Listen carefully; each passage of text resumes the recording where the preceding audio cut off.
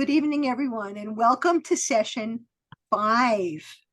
Can't imagine, we've been doing this already. This is the 5th week of the Courage to Speak Up. I'm Joan Stensler, and I am very happy to see every one of you. Tonight, we're going to be talking about the power and impact of an abundance mindset. And we're going to go into that in just a moment. Last week, we examined the impact of courage on our ability to speak up. And then each of you shared an issue that you want to focus on in the remaining 4 sessions. We examined the word encouragement and how having others support us emotionally helps us take realistic steps outside of our comfort zone to grow. When we feel supported in this way, we experience encouragement, meaning the process of having someone else help us to reclaim our courage and bring it back inside of us. Encouragement, the process of encouraging someone or encouraging yourself. Each of us needs to feel seen, understood, encouraged, and appreciated. When treated this way, it cultivates enthusiasm, energizes motivation, and helps us to develop the persistence we need to take consistent action, especially when navigating difficult situations. I'm going to say that again slowly. And at some point, I'm going to diagram this because it's easier to see it. You can really get it better when it's, at least I can. Each of us needs to feel seen, and I'm going to add something to that, and safe when being seen, understood, encouraged, and appreciated. And when treated in this way, it helps to cultivate enthusiasm, energizes motivation, and helps us to develop the persistence we need to take consistent action, especially when navigating through difficult situations. When someone encourages us, they offer emotional support and cheer us on. This helps us to fuel our determination to keep going, even when things become challenging. We can be encouraged by others who support us. What's even more important, let me say that again. Hold on one second. We can be encouraged by others who support us. What's even more important is showing up and being supportive and encouraging to ourselves. So I'm going to say that again. We can be encouraged by others who support us. And what's even more important is showing up and being supportive and encouraging to ourselves. And that's a lot of what we're here to talk about, is how to really encourage yourself. Now, in addition to what we've talked about already related to courage and its impact on our ability to take steps in our lives and to speak up, we're going to add another component tonight in a little while. And that component is mindset. We're going to talk about what is a mindset, what does it contain, and what impact does it have on you. But first, and June, your timing was perfect, we're going to do a breakout. And the breakout's going to be a conversation you're going to share about something you've already written, something you've already done, if you had a chance, hopefully you had a chance, which is to talk about the issue you've decided that you want to address in the next month, and obviously going forward after that if you need it. And any insights you realized about that issue since we last met. It could be that you realized what triggered it, what brought that to mind, and why it became something important for you. There might be a deeper reason. There could be an obvious reason and a deeper reason. And this is not about delving deep to find the deeper reason, but just having a conversation about, this is what I want to work on, and maybe this is why it came up for me. So we're going to do that for 10 minutes, and then in 10 minutes, you'll come back, and then we'll share that. Everyone's going to share what you discussed and any insights you might have had in addition from the conversation you had. And then if anybody has anything else they would like to share, or offer suggestions about to one another, we'll have time to do that also. So it'll be 10 minutes for the breakout and then 10 minutes for our conversation afterward. And then we're going to go into a conversation about mindset. I just want us to have this particular conversation first. I want you to each focus on your issue and just really tune into why it's important to you. And then we're going to overlay mindset and you'll combine this together, your issue with mindset, and take a look at how bringing an abundance mindset into the way you're approaching that issue can help you. Any questions? Oh, you're all so smart. Okay. Hang on a second. Let me just set this up. Let's see. It's signed manually. Great. No. What? Oh, add a room. Okay, hold on. All righty. So the second one is, wait, hold on. What's going on here?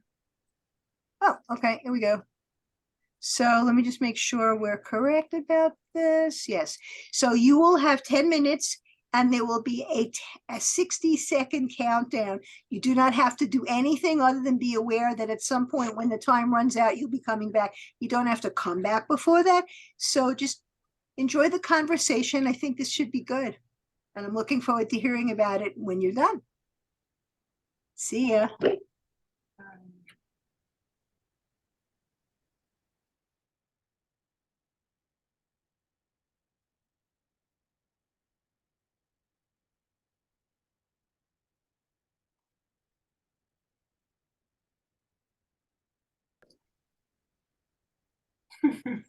Welcome back.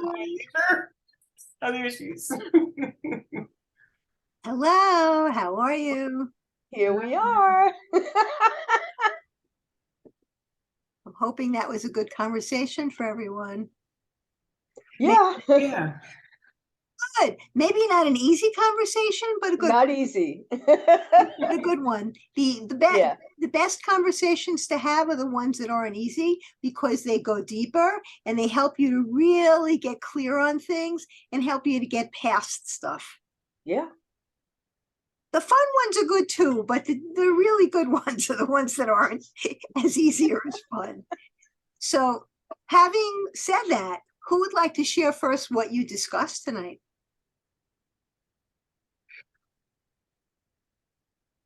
I'll be brave. Okay. Yeah. So we were talking about our childhoods and how things in the past, like my mother's insanity, Darlene's father's issues, the alcoholism and stuff, that we're too young to understand it. And then we build these walls to keep us safe. I think that's really what happens. And then you get to be an adult and you don't know how to break down the wall because you're so used to living in it, and being here and being able to talk about it. It really feels good to talk to Darlene because there's such a commonality of understanding these things, and it's kind of like don't feel so alone.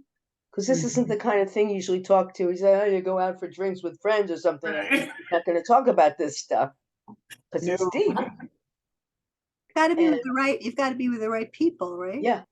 You got to be like-minded people who want to create better lives for themselves.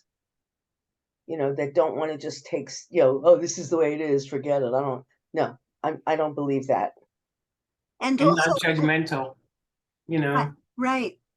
And also people who understand there is a way to go deeper because many people just don't understand. And so they think this is what it is and I have to deal with it. Right. When you have more insight and intuition and when you're more inwardly directed, you can really learn that, hey, wait a minute, there are options. I'm not sure what they are, but I want to find them. I mean, it's probably a lot of fun to climb out of those little boxes we've built for ourselves. Even if it's not all in one shot, it's like You take down a wall and take down another wall. It's great. Mm-hmm. We're about to find out.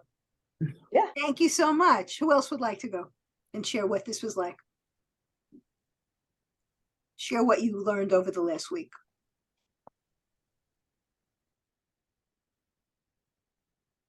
I learned so much. I really did.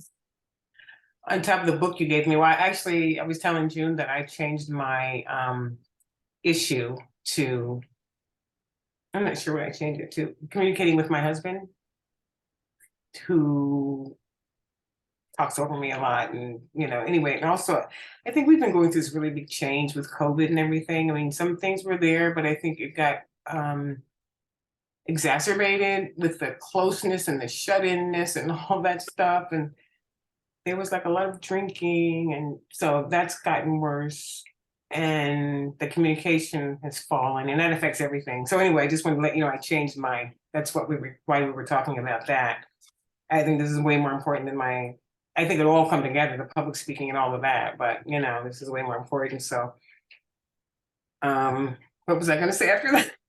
So anyway, I think the book taught me an awful lot. I think I read like the first chapter and I saw myself immediately in there, and it made me feel better, because I think maybe it tells me what it is, this thing I have been unsure about all my life. I didn't feel like I fit in. I didn't feel like there was something missing. And it says when you live in that kind of a household where my father would come home had been drinking and would fight with my mother, and she'd have dark glasses on the next morning. Like, we kids were just totally I don't know, a state of shock. Everybody in my family has anxiety, no wonder, and so a lot of this has been coming up for me, like anxiety came up for me during the pandemic.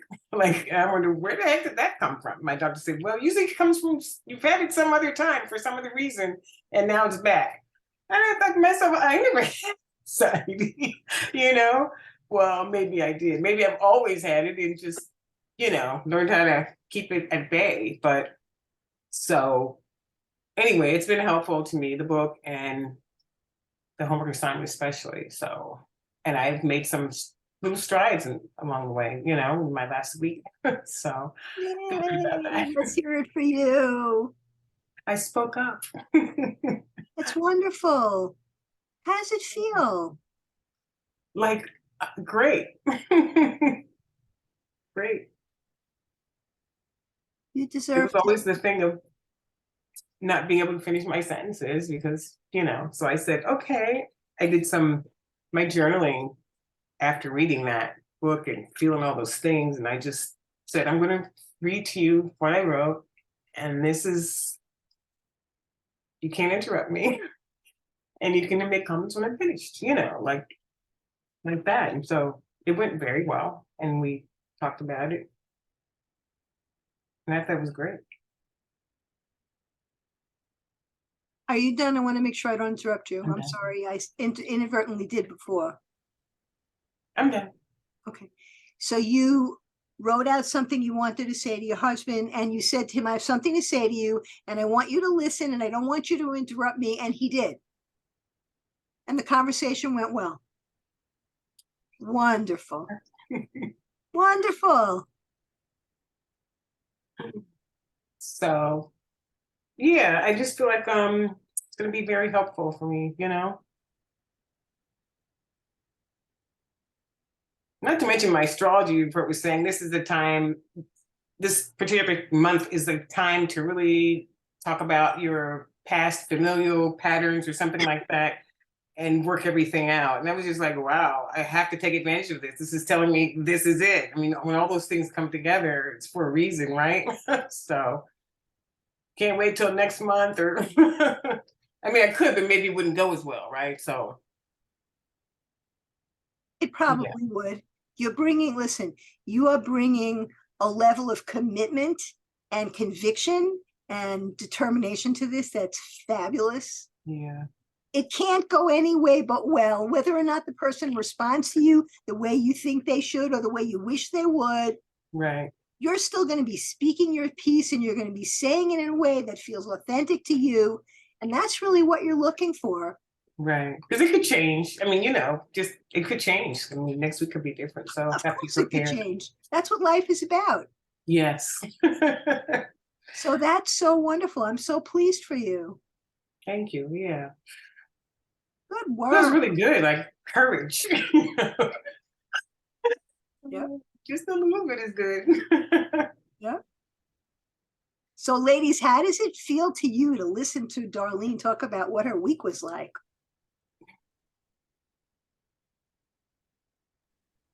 It's inspiring. It's very exciting. I can feel your energy radiating. Very inspiring. Yeah. I'm so And the happy. thing was, I thought like maybe a month ago, I thought that thing seemed so hard to do. Like, just seemed so hard. And then suddenly, I don't know, after all that, I just felt like, okay, this is what we're gonna do. And I had the idea how to do it, and I don't know. I felt brave. Don't ask me where that came from. Really.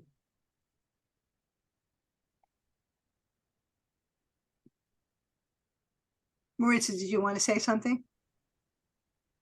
I was just gonna say that I'm so happy for you. I'm happy that, like we get to be on this journey with you and that Yeah. we get to share, when we've had good weeks and maybe not so great weeks. And it's nice, to be able to listen to that someone had like a great week and that you're feeling good, and I hope that keeps on coming for you. Like I think as I a hope whole, we all wish more weeks like this for you to come.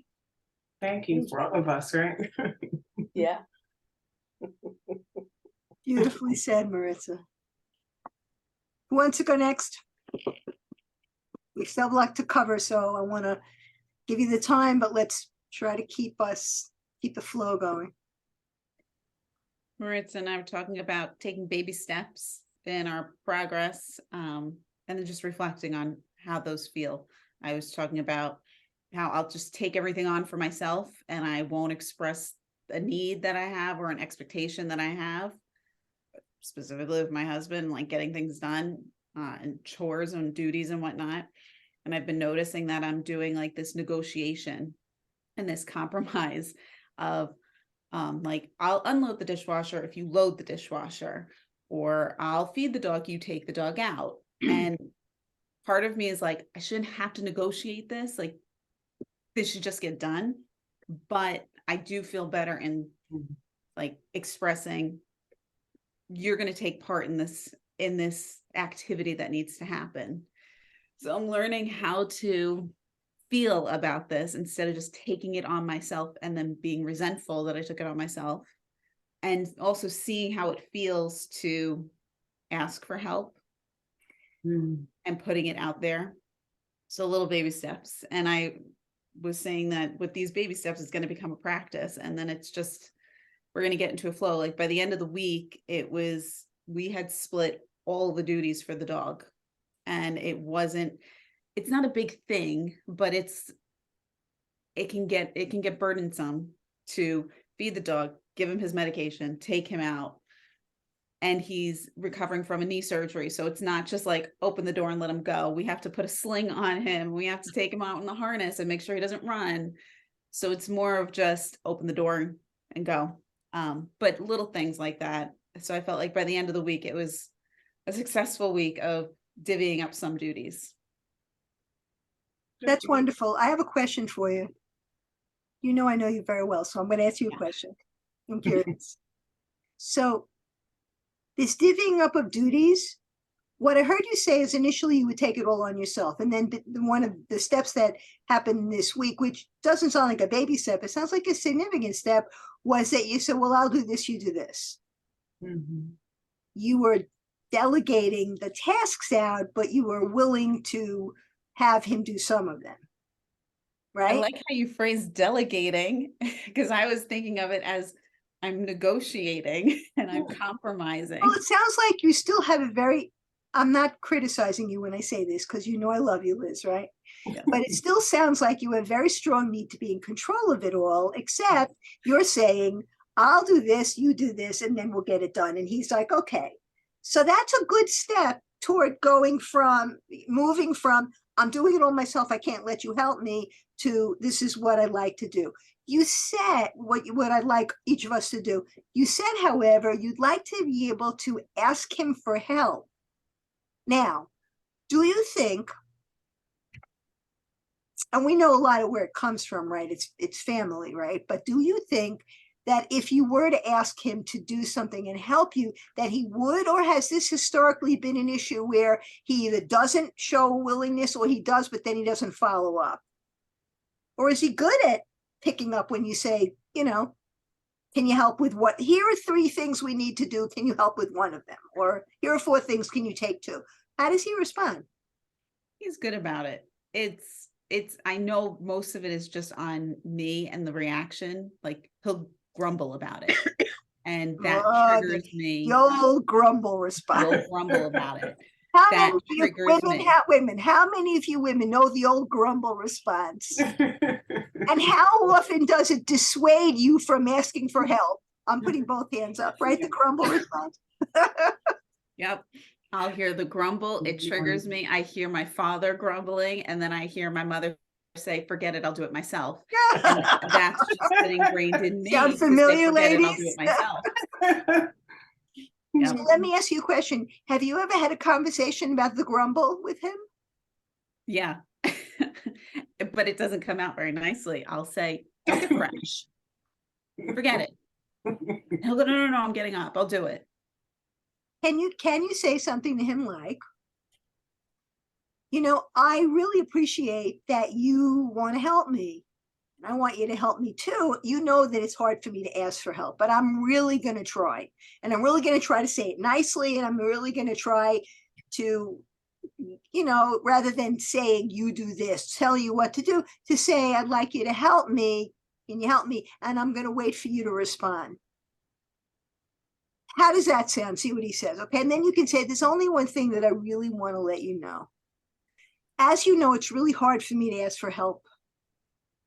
I want to learn, but it's really hard for me. And one thing that really triggers me, because it reminds me of my father when he would respond to my mother, is when I ask you and you sort of say, okay, you grumble. I mean, I wouldn't imitate him the way I did. I did that for a laugh. It usually works. So I did it for a laugh. Pretty accurate. But can you say to him, it really makes me uncomfortable and makes me feel like you really don't want to do it when you grumble. And so because it's hard for me to ask, I need to have some way of knowing that I can count on you to do it willingly, even if it's not the first thing on your mind, or if you'd rather not do it, to just do it graciously. That's the right way to put it. Mhm. Rather than, making noises under your breath, because making noises under your breath makes me feel like, I'm inconveniencing you, or whatever you want to say. Do you know what I'm saying? Can you say that? Yes. Of course. And I've brought all of this up to him a couple weeks ago, because it was one of those weeks where everything built up and I felt like it was all on me. And then he was like, well, what did I do wrong? And I'm like, everything. You did nothing. And that's everything. So then last week or the week before, when we started talking about our goals, I was very open and honest with him. I said, this is what I'm working on for the group this week. I need to learn how to ask for help from you so that we could share responsibilities. And that opened up his eyes to say, oh, okay, let me help you with this. And there were a couple of times where, like, I'm in the kitchen doing stuff and he's like, what can I do to help? And I go, nothing, I got it, as just like a reaction. And he's like, what can I do to make this easier for you? And he rephrases it. Yeah, we can't give him too many gold stars. He learns vicariously.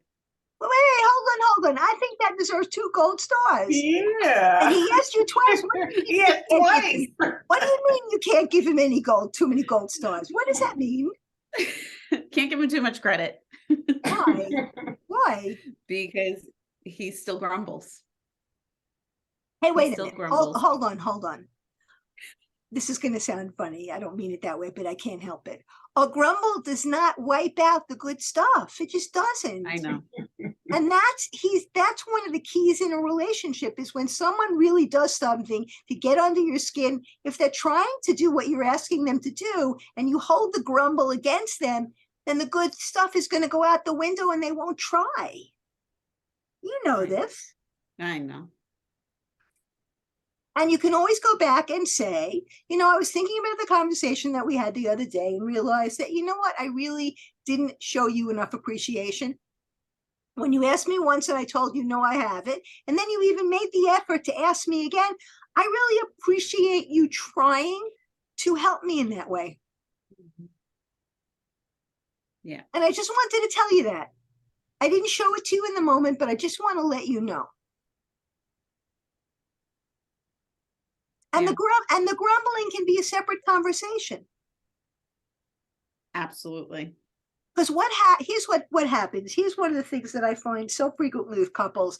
There are certain things that really get on our nerves. They bother us, and they bother us so bad they get under our skin. It's like having a thorn, and no matter what the other person does, we still feel the thorn. So it's like, yes, but the thorn is there, And then what happens is everything else the person does ends up seeming unimportant, and then we lose sight of the fact that if they are trying, we need to at least be able to say to ourselves, hold on a minute, let me put that to the side and say, I really appreciated that.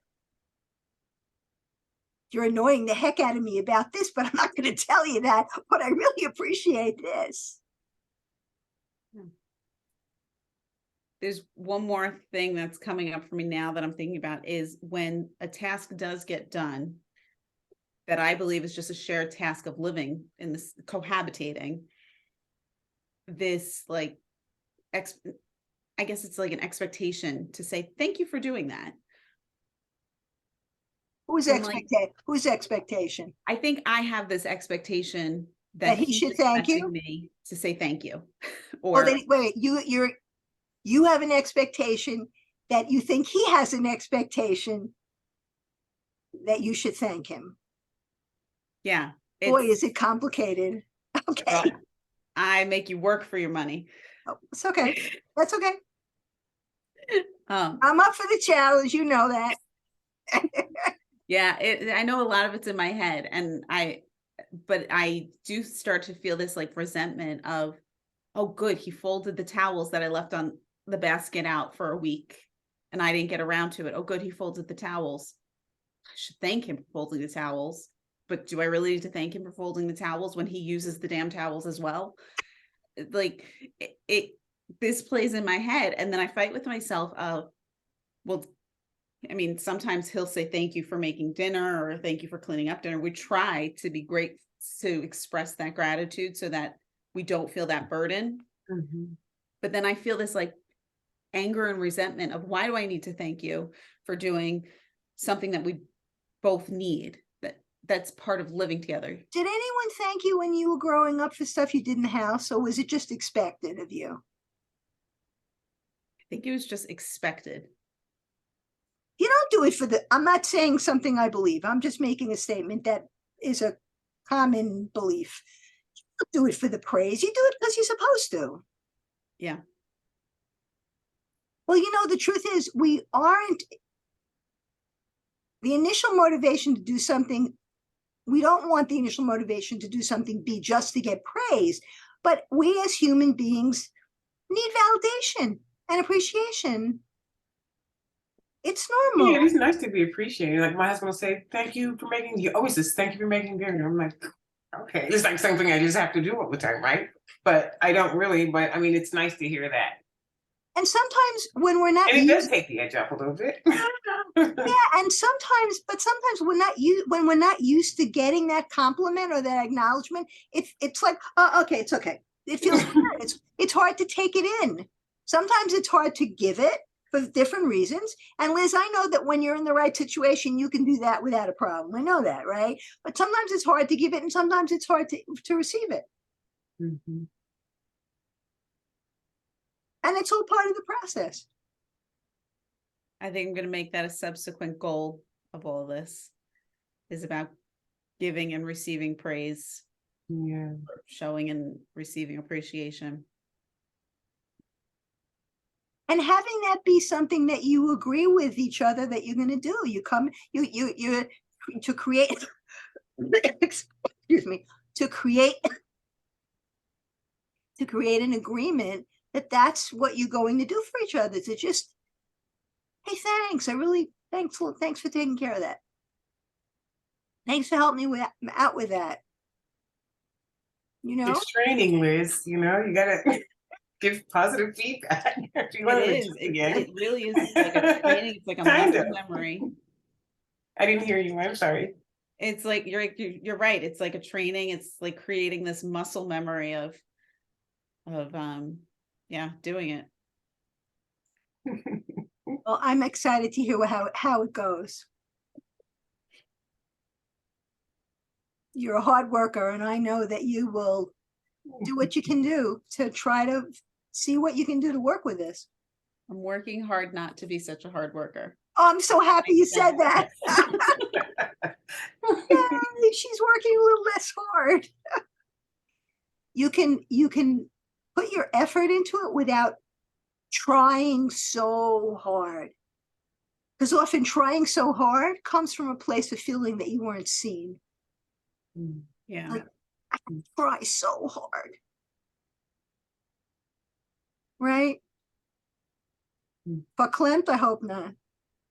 No, I'm agreeing. And like a lot of things are coming up going, huh, that's why I did that. Or, oh, that makes sense. So be patient and kind with yourself because you're doing some great things and it's moving in a good direction. Thanks. Yay. Maritza. I'm so happy that Liz got to share so much right now because I feel like I didn't let her share much in our breakout and I felt so bad. I took up like 8 minutes and she took up like 2, maybe even less than 2 minutes. There's plenty of room for all of us here. Don't worry about it. It's okay. Well, like what I was sharing with Liz was I was expressing to her like where my feelings were coming from with like what I want to work on with you guys during these next few sessions about just learning how to have an unpopular opinion, state it, be honest, be my authentic, genuine self without overthinking or worrying so much about people's reactions. And so what I was talking to Liz about was just like where this is coming from. And I feel like this week I had a lot of time to think why. Because I feel like I wasn't really like that, like let's say 2 years ago or even last year. But I think that I began to feel this way since I got my new job. I feel like I'm the new kid on the block. And I'm gonna be honest, like I want to be liked, I want to fit in, I want to have good relationships with my coworkers, I want to feel comfortable in my new job. I not only want to be known as like a good worker, but I want to just be liked for who I am.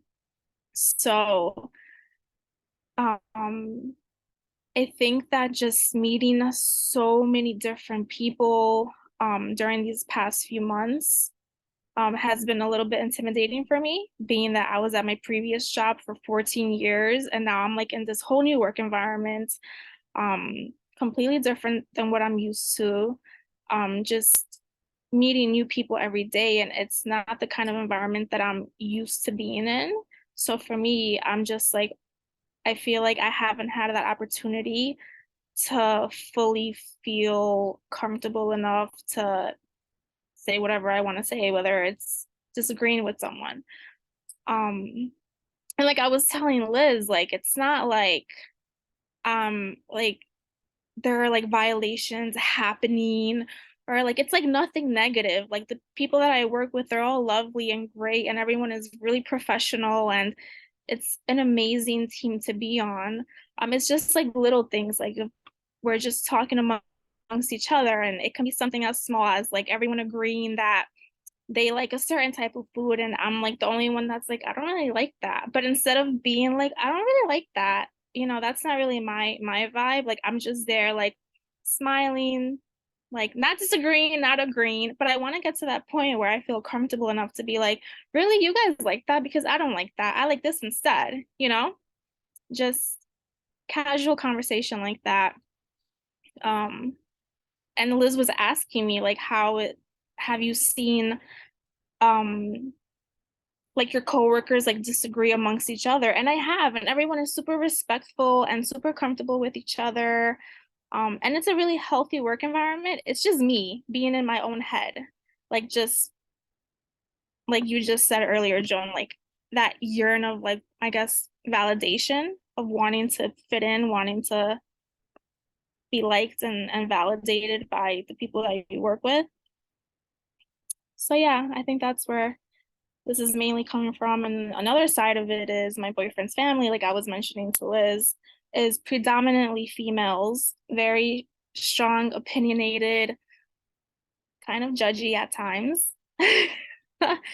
um Women. And like, I've been with my boyfriend for 10 years and I still haven't found that comfort level with his family to disagree or to say how I truly feel, because I'm afraid that they're just going to jump on me.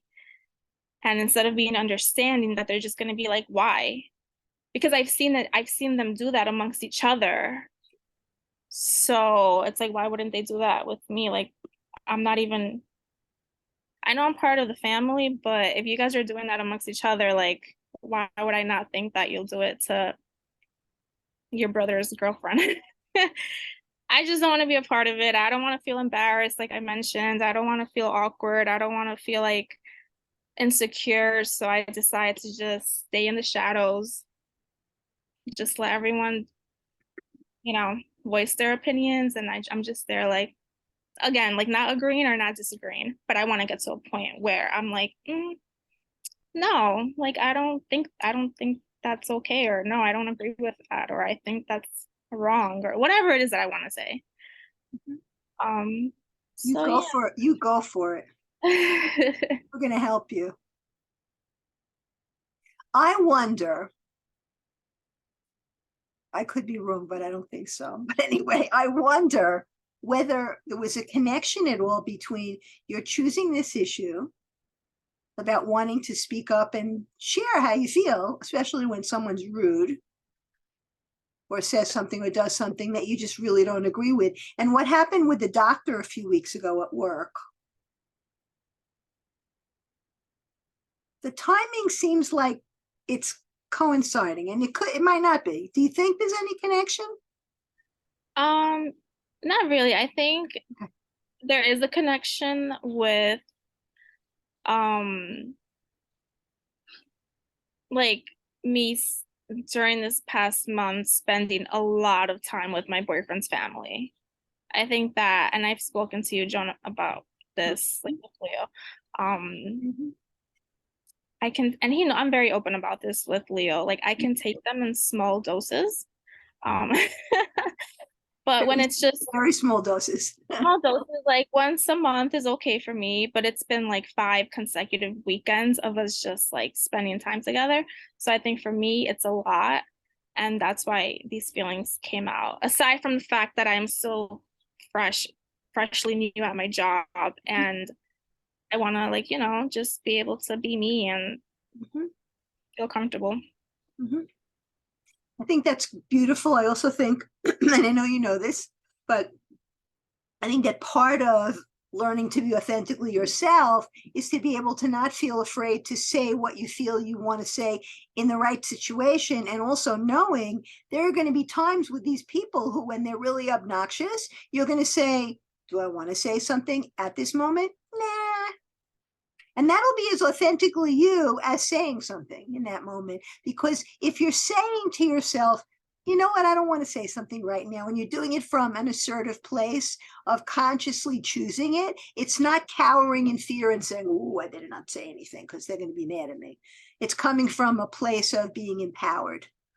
And that's part of the process. But clearly, since you have found yourself feeling like you've sort of taken a step back and really not gotten into any conversations with them that could become controversial, what I'm hearing you say is right now you want to really feel more confident and more grounded in your own skin to be able to say some more things.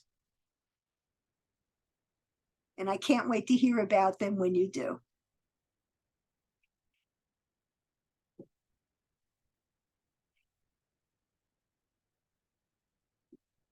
Any more comments? Any last things you want to say? Okay. So I just want to say that for a future going forward with the breakouts, I have not said it and I've forgotten to say it, so it's on me, really. If I say 10 minutes, someone set a timer for 5 and then you can remember when to switch. All right. And that way everybody will have the time they need. Part of the reason I have the breakouts and then we do a follow-up conversation when I can is to give everybody a chance. If for some reason you need more time. And so did everybody feel they had enough time to talk about what they are working on? Excellent. Okay. So got to move on. And the next thing we're going to move on to is mindset. So our attitudes and beliefs play a critical role in how we feel about our circumstances and how successful we can be at taking action in our lives as a result. Your mindset will either help or hinder your problem and your success in resolving it. So what I'm going to do to save time, because I want to keep us on track, I want to talk a little bit about mindset. I'm going to give each of you an opportunity, if you want it, and you don't have to take it, it's okay, because I have lots of stuff to share with you. Anybody want to share what they think a mindset is? And if you're tired and you don't want to talk, I can just tell you, it's fine. I could say something. Sure. I mean, to me, a mindset is like what we're all talking about, but unfortunately with mindsets, we get stuck. We get stuck in a place that we don't even know why we're stuck there. Because in our minds, you know, like we don't have the choice of, oh, I really don't want to I don't want to say anything right now. It's not important enough. But with the mindset, suddenly something comes in, it's like, oh, gee, I wish I would have, you know, like almost like regret and things that are not necessary. Because if you have an open mindset with yourself, you're doing things out of choice, not by being stuck. That's what I feel it's like. Yeah.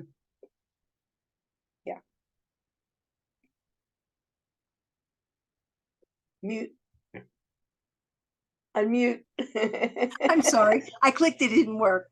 The mindset you have has a very big impact on what you're able to do and what you're not. You're also talking, Jean, you're also talking about beliefs and attitudes, or attitudes and beliefs that kind of grab onto us and say, you better not do that. They're coming from a place of fear, and there's an association between that fear and our mindset.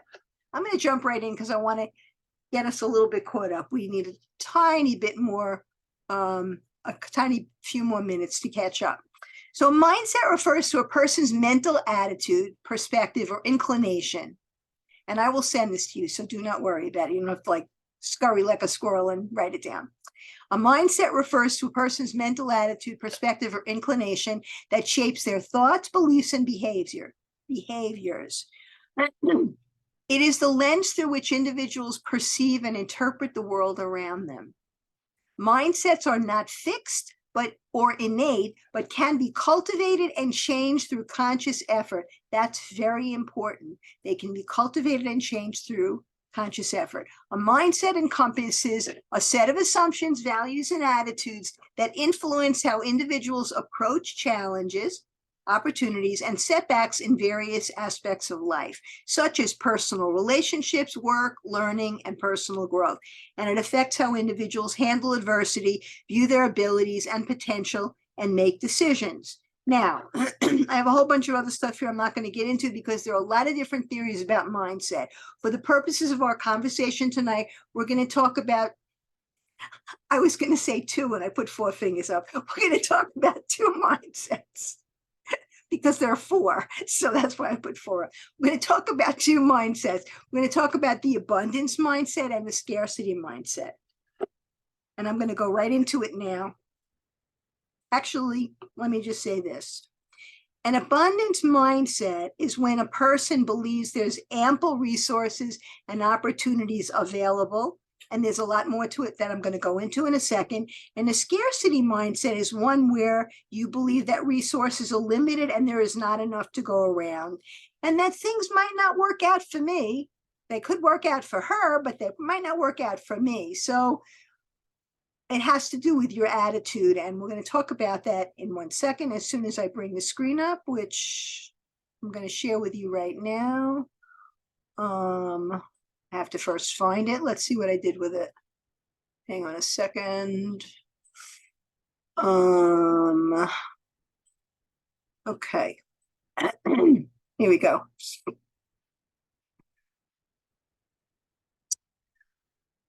Okay, so here we go. What the heck is going on here? Hang on a minute. Oh, I clicked the wrong thing. Okay. Okay. An abundance mindset is one that supports your well-being, builds your confidence, and enables you to become more proactive in your life. These personal approaches are part of an abundance mindset. There are, I think there were 4. I don't remember. We'll see. So here they are. First of all, focus on what you have, like your innate talents, skills, abilities, and the opportunities that are present in your life. Focus on your strengths. Focus on the good things in your life. Second one, learn to recognize the possibilities. People with an abundance mindset train their mind to recognize possibilities. This enables you to see more opportunities in life than others can. When you can recognize possibilities, it helps you to see more options from which to choose. And if you believe there are more options from which to choose, you can feel more optimistic and believe that there's a more abundance out there, which can help you to feel more motivated to take action to try to find it. The third one, create a win-win situation. A scarcity mindset believes that if one person wins, another one loses. Try to embrace and create a win-win situation in your life to combat this. And what that means is, in a conversation like we were talking about earlier with Liz's situation, come up with a shared agreement where each of you gets that acknowledgement. That's a win-win situation. And when you can create those, things will get better and you will attract abundance into your life. And as I just said, look for ways for both parties to leave with a sense of accomplishment and a better feeling about the relationship or the situation. So consider practicing this in both your personal and professional life. And this often means listening, and this is a hard one, without judgment or censorship, fully understanding what a win-win situation means for both of you, and brainstorming solutions until you find one that satisfies both parties. Not always possible and not always something that will happen, but it's a good idea. Now, a win-win situation can also look like this. There are 2 situations. I'm going to compromise in this one so you feel good, and I'm going to let you have what you want. And then in the next one, you'll compromise and let me have what I want. There are 5. Okay. The fourth one, incorporate gratitude in your life, which is all about focusing on what you have and appreciating it versus what you are worried about or thinking about might go wrong, or what you feel is wrong. Now, that doesn't mean that we don't think about what we're unhappy about, and that we don't acknowledge what's not working well. It's just that within the scope of the situation, we begin our focus by looking at what's good, begin our focus by looking at what we have to be grateful for, and then we look at everything else. Because having that as the baseline helps us to remember it's not all struggle, it's not all difficult. There are good things. And knowing and remembering that there are good things to be grateful for will keep you from getting frustrated and then feel defeated in the situation, which clearly we don't want. Okay, now the fifth one, surround yourself with others with an abundance mindset. These people tend to be positive, encouraging, and willing to try new things or to test their abilities in situations. Now, they might not always be positive and willing to try new things, but if they're people that want to improve themselves, if they're people that want to understand themselves better, and if they're people that have done this kind of exploration, it's more likely that you will connect with them and feel encouraged. Okay, interesting study, Harvard research. There's research in Harvard to back up the power of having an abundance mindset. One Harvard study found that when we focus on one particular thing very intently, other possibilities that are right in front of us completely go unnoticed. Listen to this one. The brain can absorb only so much. So if your belief is, I can't do it, or it's impossible, then other thoughts that contradict, I can't do it, get thrown out. So if you're telling yourself over and over again, I can't do it, I can't do it, I can't do it, then it becomes hard for you to embrace and to take in the possibility that you can. Of course, the opposite is true. If you continue to focus yourself on the reasons why you feel you can do it, the reasons why you believe you can overcome a situation, and focus on moving into those possibilities, it makes it easier for you in a way to kind of block out the I can't do it. You get over it, you overcome it. So what happens when someone is hyper focused on wrong is their brain will miss good things happening before their eyes. So we don't want that to happen. Correct? Okay. Give me 1 second. Let me just check the time. All right. Now,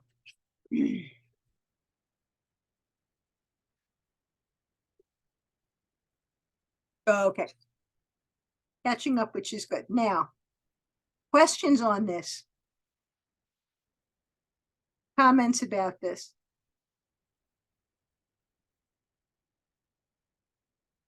It's a lot of information. I don't want you to be overwhelmed. I'm trying hard not to give you so much each week, and it's hard because there's so much I want to share. Is everybody okay and with me? You got it? Okay, we're going back then. We're diving back in. Here we go.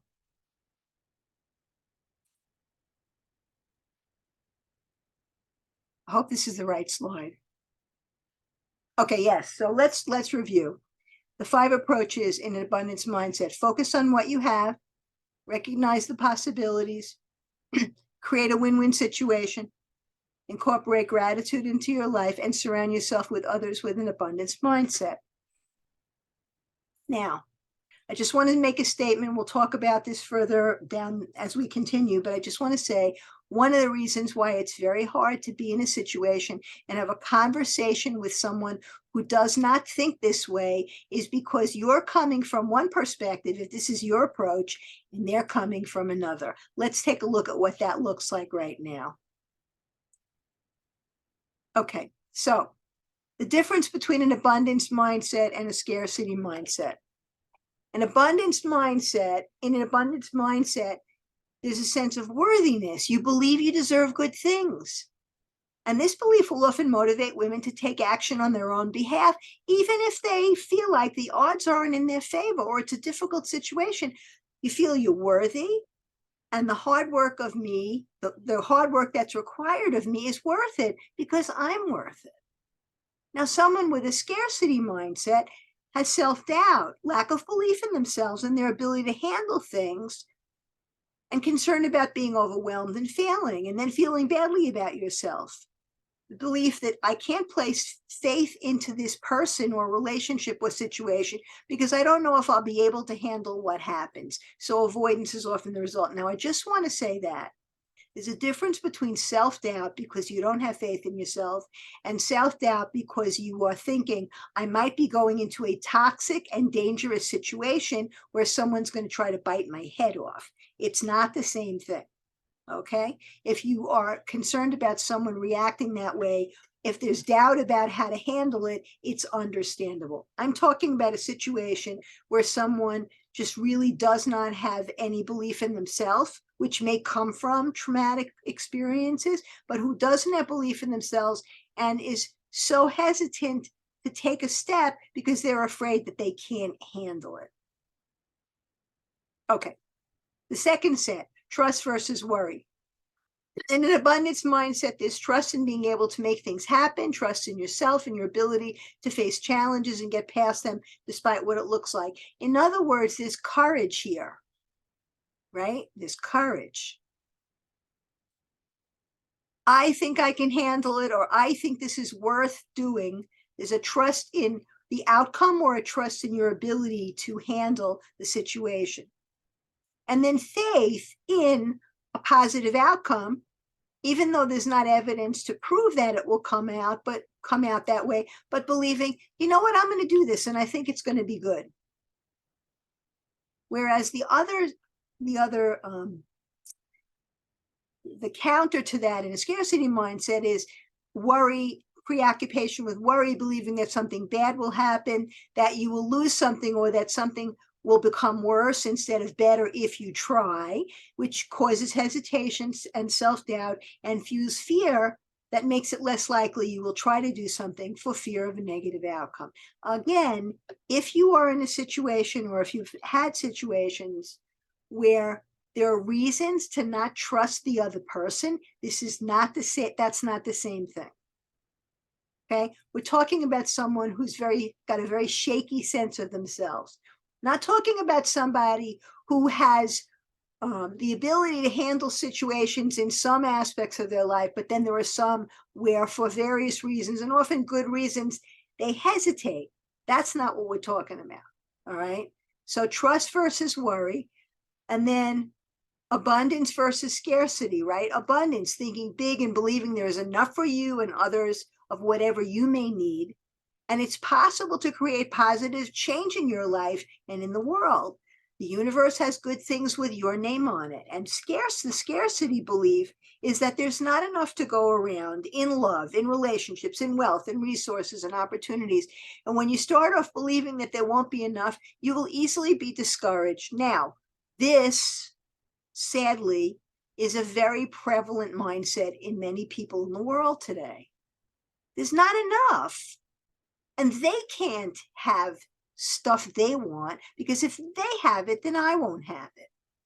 And if we make an exception for this person, then we will lose out. Okay, it's very, very, it's very diminished thinking. It's very diminished thinking, and it causes people to close in and to protect themselves so much that they can't have relationships with people. And they also don't see others. And so this is something that's very important to keep in mind, the difference between scarcity and abundance. There are people out in the world that don't have a whole lot of money, but they feel that they are so abundant because they feel so grateful and so lucky and so blessed for what's in their life, because they can see what they have. So it's not just about what you have and what you don't. It's about how you see yourself and how you see the world. Your world becomes larger and more beautiful when you can expand it and see more, and see other people and see their beauty, their value, their gifts, their worth, and know that just because you get something, just because someone else gets something, doesn't mean you're not going to get something. There's plenty to go around, and it doesn't feel that way a lot of times, but the universe does provide for people who feel this way often. The last set, courage versus fear. Courage involves a willingness to embrace change without knowing what will happen in the future. And it's based on accepting that change is a natural part of life and learning to embrace it. People with an abundance mindset tend to be optimistic and happy. People with a scarcity mindset often are motivated by fear. Fear of making changes because, what did I write? Fear of making changes because out of fearing that things will not work. People are afraid of making changes because they are worried that things will not work out or go badly if they make changes. So if I make changes, I may lose face, I may lose self-esteem in other people's eyes. And when you're fear-based, the tendency is to want to avoid change. And people with a scarcity mindset tend to be pessimistic and can resent the success of others. Okay. That's generalizations, right? Nobody has every characteristic of an abundance mindset. And I don't think anybody really has, probably not that many people, have all the characteristics of a scarcity mindset. Sometimes we get drawn into one, sometimes we get drawn into another. These are just two paradigms, just to show you. I want to open it up now to see what you think and to reflect on what you think, where you see yourself in this, and where you might want to focus some attention.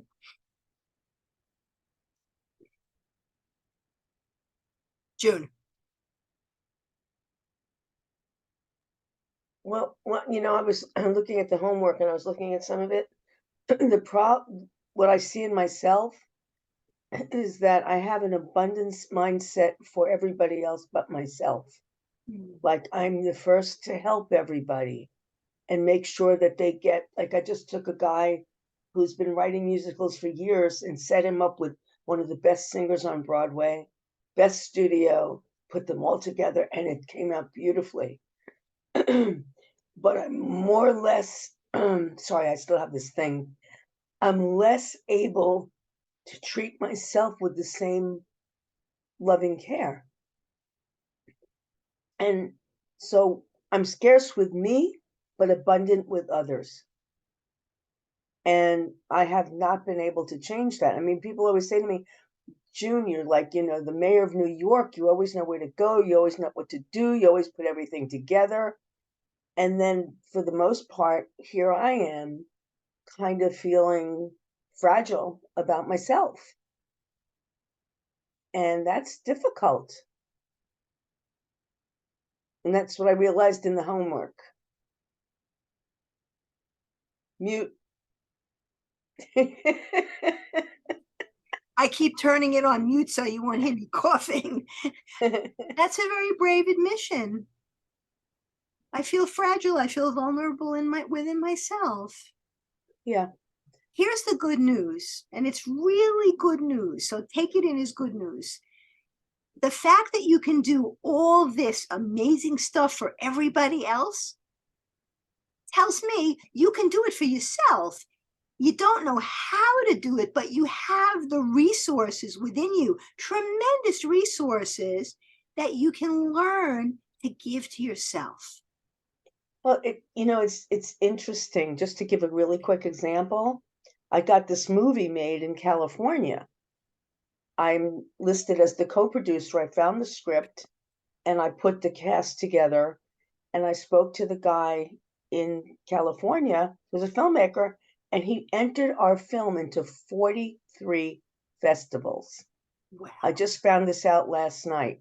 I was like, whoa, hello. He's doing something like that without, and he calls me and he says, hi, Junebug, just let me tell you what I've done. And I'm like, oh my God. So I'm now finding people that are actually doing what I do. And this is like a first time in a long time, so the problem with that guy that I mentioned, 20 years of not having that. It's like, wow, I was in such shock that it's coming back in like multiples. And it's really amazing that when you get away from something that's taking all that energy, that giving energy away from you and not returning it, right? How dangerous that is. Because suddenly I'm in a new space where the people I'm working with are so different. They're giving, a publisher who was publishing 6 of my musicals and now wants to work with me on one of them, and he's writing songs for them. So it's like, I'm almost like every day going, how did this happen? It's like I'm I'm ready for it, but I'm in shock because I spent so many years pushing myself down. So this is like the perfect time for me to be here, to really look at it. So yeah. I'm so glad to hear that for you. I'm so glad. It's like, I'm like, what? I'm going to put something out there. I don't want to talk about it now because we have a lot of other stuff to do before we finish. I think you should consider becoming an agent because I think you do great as an agent. You do a You little know, bit somebody anyway. said that to me the other day. It's Mhm. like, I mean, it's weird because I do put these deals together all You're the doing time. it. You're doing it anyway. You might as well make it official and make money from it. Yeah, I should start a website. If you're looking for something, I can find it. Well, Then when you get that award, you'll be all sad. You can charge even more. that's right. Exactly. But so Think abundantly. You're gonna get Well, it. you know, it's interesting because I now have things that I can actually put on the website, a movie, a this, a that. And I just have to share this really fast. I'm working on this show called Hell High, which is like a little shop or a Rocky Horror. And I reached out to my friend Michael Perry Jr. and he wrote the first song. And I've always wanted to write with a rock and roll guy. It is amazing. He's been playing Buddy Holly all over the world. And he put the words on and he's singing and the writer of the piece that I'm working with lives here, right? So excited. And we're meeting again Friday. And I'm like, after all these years, I'm getting the kind of writer that I want. It's like, wow. That's exciting. the universe is providing. Give yourself a pat in the back. Wouldn't you give yourself a big hug or something? Yeah. Really? It is so exciting. I'm like, and he's young and he's amazing. He plays all these instruments, and I'm like, he arranges the stuff himself. This is amazing to me. Mhm. And I'm like standing on the mountain going, yes. I think that's wonderful. Yeah. You'll keep us updated and let us know what happens with all the movies and all the. Well, you know, if you promise not to share it, I can send the first song that the guy wrote to all of us. Oh, that would Because be it lovely. is so awesome. That would be lovely. Thank So you. You talented. promise. I'll send it, yes. We get an inside view of the inner makings of this beautiful musical. Yeah, it's wild. It's really wild. Here, let me just show you something really. This is the cover of the graphic novel that it's based on. Hell And High. Okay. Hell High. And so I am writing a musical for a graphic novel Wow. that Interesting. already has this. When you go to like a company and say, would you like to put the show on? Look what we have. We have merchandise. I'm like, it's here. Wow. This guy also who wrote this, produced the trial of Chicago 7. Wow. So I'm like, this whole world is like, it's like I'm gonna be 72 and the world is catching up to my age. And my experience. The world is saying it's your turn now, June. Mhm. Your turn to receive all the abundance back that you've given to people. Yeah, and I'm really glad I'm here that I have strong women to help me keep my arms open. No, we're glad you're here too. So glad. So as a wrap up, we have a few more minutes. What is it that you think? What are your thoughts on having an abundance mindset? I don't want to give you 4 questions, even though I'm tempted to give you 4. I'm not going to do that. What do you want to say? What are your thoughts on developing an abundance mindset? I'm going to give you 2. What are your thoughts on developing an abundance mindset, and how do you think it would help you with succeeding with the issue that you want to work on?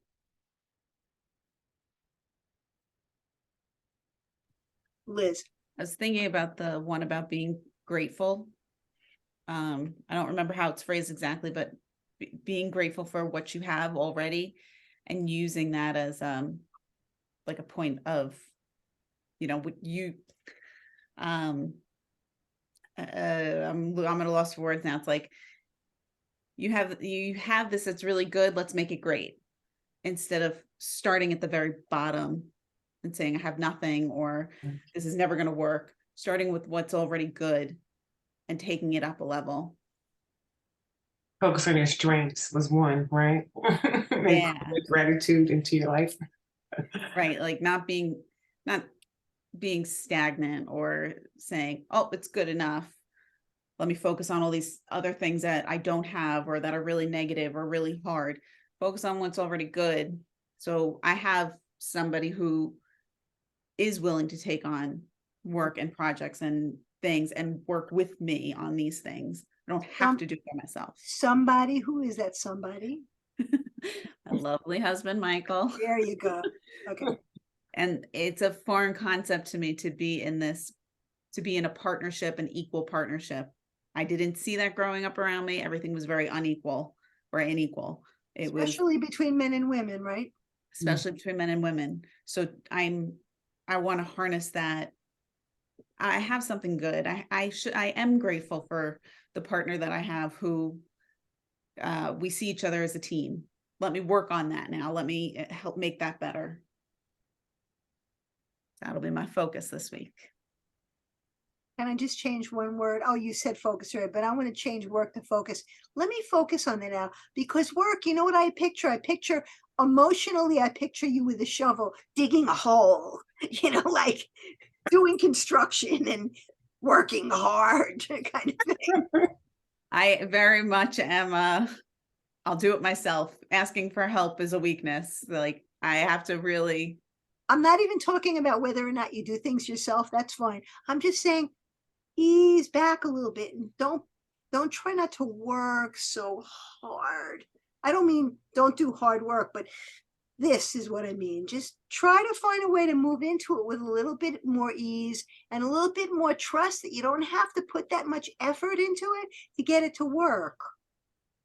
That's old stuff. That's absolutely old stuff, that you felt like you had to make that effort in order to be heard, in order for things to work. Yeah, definitely. So good for you. Thanks. I just want to say I like the win-win situation. I think that is a really positive thing. I think that my husband saw me reading that book and he came to me and asked me about it, if I ever wanted to talk about it, that we could sit down and talk about it. And I thought that was like, you said that, right? Wow. That's great. I love that made that. me feel really good, because that could be something that helps him too, right? So, we both would win in that situation. And it makes you feel like you're helping somebody else as well as helping yourself. So you can't.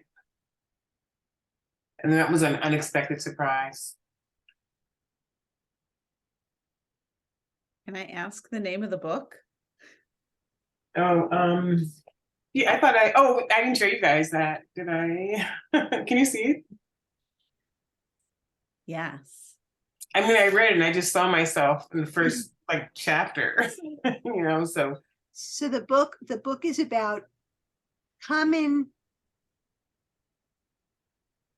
emotional experience, common psychological experiences of people who are adult children of alcoholics. However, many of the things in that book, which is a classic book in the field, will apply when you're in a situation from a dysfunctional family, and it can be a lot of things. Mm-hmm. So, June? You're on mute, June. Oh, sorry. would that also be a good book for someone raised by, my schizophrenic mother and all that, like children of people with well, because basically alcoholism, schizophrenia, anything that's going to stand in the way of a healthy home. They're all illnesses, right? I mean, really. Some of it would, some of it might. And I mean, do they have any books about that? Children of not alcohol, children of, growing up in homes with, like mentally ill parents or something. I I'm don't know. sure. I don't know off the top of my head of anything right this moment, but I'm sure there are. We can. I should look for it. I'm going to be so bold as to make a suggestion. And if you want to do it, that's fine. And if you don't, that's up to you. Maybe you and Darlene can get on the phone and just chat about it. Maybe she can share some of it with you, what's in the book, Good idea. Yeah. you know? That'd be good. Okay. And then you can hear a few things and you can say, oh, yeah, that would apply to me. And then you'd feel like there's enough there for it to be worth you getting the book. Yeah, 'cause it's very clearly outlined, so that would be a Right. It's I think there's something like, I'm guessing, I don't remember. It's been a while since I've seen the book, but there are somewhere around 12 different psychological experiences that right. people who are adult children of alcoholics will say, oh yeah, I can relate to that, I can relate to that. And it may not be the case that you relate to every single thing there, Right. but if there are enough that you relate to, you can, really focus on reading the ones that would help you. Yeah. Mhm. So, and the You other just- part, listen, I'm sorry, I didn't mean to put pressure on either of you, but if you want to have a conversation by phone, that's fine. The other thing, June, is that you can look it up on Amazon and see if it's still around, and Sure. see if there's a place where you can look inside the book. Not all of them you can. Yeah. This book is about 25 years old, maybe more. So it's been around a while. And if you go to any of the used book sites, you might Yeah, like thrift books or something. Yeah. It's shocking. I didn't even think about it, but my father had a drink every single night when he came home. And he didn't have to answer to anybody because we had Frida. And she didn't pay attention to the fact that he drank every night. Right. And it's possible that he was able to have a drink every night and not this and not act in a way that was dysfunctional, the same way Right. an alcoholic would, Yeah. Yeah. So Wow. If nothing else, they have a whole slew of other books also listed in the back that might, Oh, okay, great. yeah.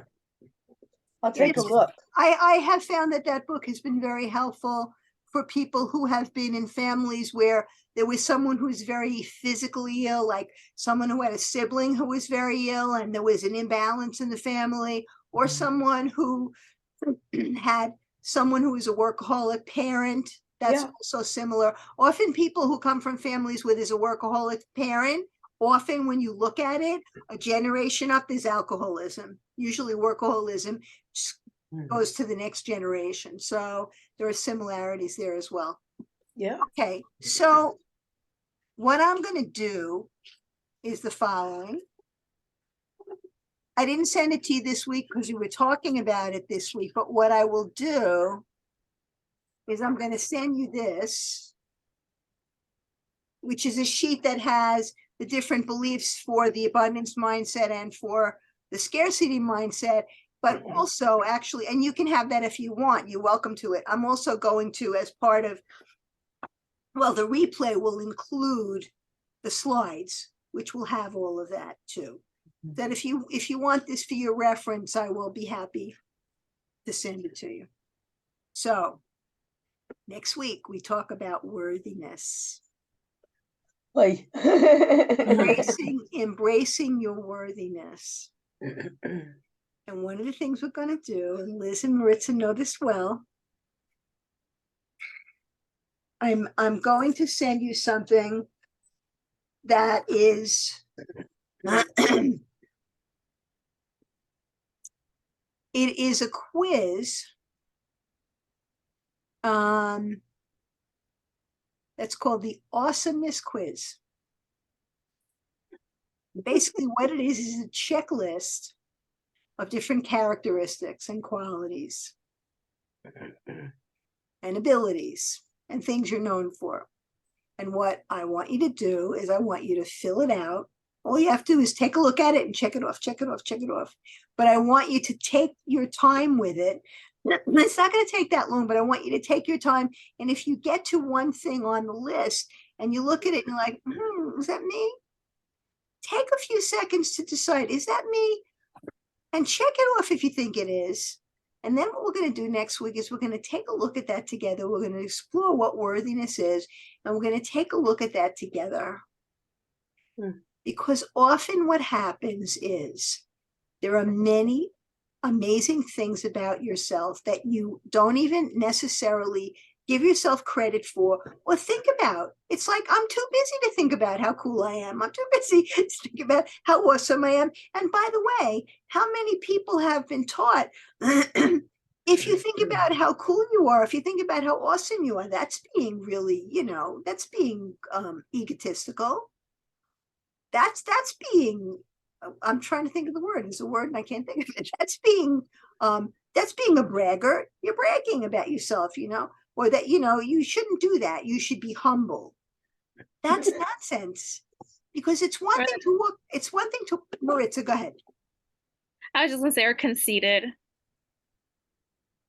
Right, they're conceited. So the thing is, we want to be able to say, I want to know who I am, and I want to be authentically and genuinely who I am. And you know what, Maritza? You might want to be known as someone who has an opinion and who's not afraid to express it. That doesn't mean you're going to take over every conversation and not listen to what other people say or shout them down. You have an opinion. You're entitled to express it. So what we're going to do is we're going to do that. Well, I'm going to give that to you for next week. Maybe I'll do some, well, maybe we'll lighten the homework for next week. We'll focus on that. And we're going to talk about that. And there are going to be some things we're going to do with that. I have to figure out how in the world I'm going to work out the time. Maritza and Liz know what I'm talking about. It's a fun experience that each of you is going to have. Well, actually, we could do 2 next week and 2 the week after. Yeah. We're going to be doing something. I'll tell you what it's called. We're going to be doing something called the Personal Empowerment Infusion Experience. And it's going to be something that will feel, it's going to be something that will be a positive experience. How you'll feel about it, I don't know, because it's about taking in compliments. It's about acknowledging the good in you and acknowledging the goodness in you and having others do the same for you. It's a really powerful experience. So I look forward to seeing you next week and having the opportunity to share more about this with you. I thank you so much for joining me and for spending part of your evening with me tonight. And I wish you a wonderful evening, and I will see you then. Oh, one important thing, I'm sorry. Liz, would you like to announce for Sunday? This Sunday, we are meeting for book club from 10 to 11. We will be discussing 4 amazing women. I just have to open up their chapters. Amelia Earhart is one of them. Hold on a second. Give me a Frida second. Kahlo.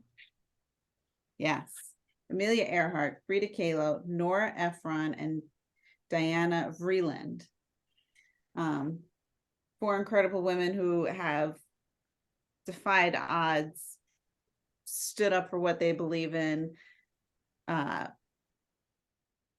Truly incredible people. I will send out an email, hopefully tomorrow morning, with some resources in case you don't have the book.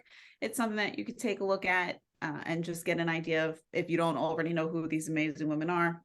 I personally have to do some research and actually read, have not read yet. So we could talk about their incredible qualities, how it resonates with you, things that you admire in them. And come as you are. Please join us, 10 to 11. I will send out the email tomorrow. If you want me to add you to our book club list of emails, I am happy to do that. I don't want to bombard you with emails if you don't want me to. You also don't have to, you don't have to buy the book before Sunday. If you haven't gotten it already, we're getting toward the end. We have like 1.5, or we have maybe 2 more sessions before we end the book. And we'll be figuring out soon what we're going to be reading next. 3. Okay, 3 more sessions. So you can just come, hang out with us, spend time, hear what we have to say about it. Liz will send you some resources, check them out, get a little bit of information about these women if you like. But one way or the other, do join us if you can on Sunday.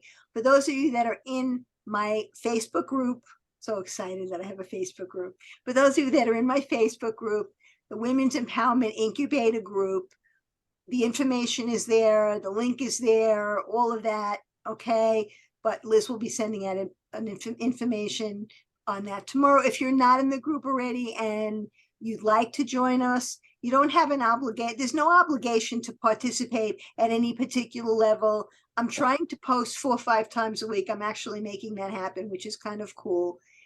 I post interesting questions. I put videos up that are inspirational. We're going to be getting together soon to do some other things. Haven't figured that out yet, but I'd love to have you if you haven't joined yet. And if you have any questions about it, you can let me know. So it's all free. Free is good. How long is the book club going on? I know I have a class I've been taking that same time Sunday morning. We have 3 sessions left. We have the 25th, the 9th, and the 23rd of July. And then that's it. And that's it for this book. Hopefully we'll, you Do know, another keep, something. probably in August, We're going to pick up another book in August. Yeah. Okay. And some of us, anyone who wants to, you know, Maritza, of course, you're welcome. I'm mainly talking about to those of you that have already been in the book club. Liz, you and I will need to come up with a time, see if Kathy wants to come, if Erin wants to come, Maritza, you're welcome to come to talk about the book that we're going to be reading next and get that set in motion so we can get that out there for people who are interested in joining us. So thank you all. Love to see you all. Have a wonderful week You too. too. and be Bye, well. everybody. See you then. Bye. Bye. Okay. Bye.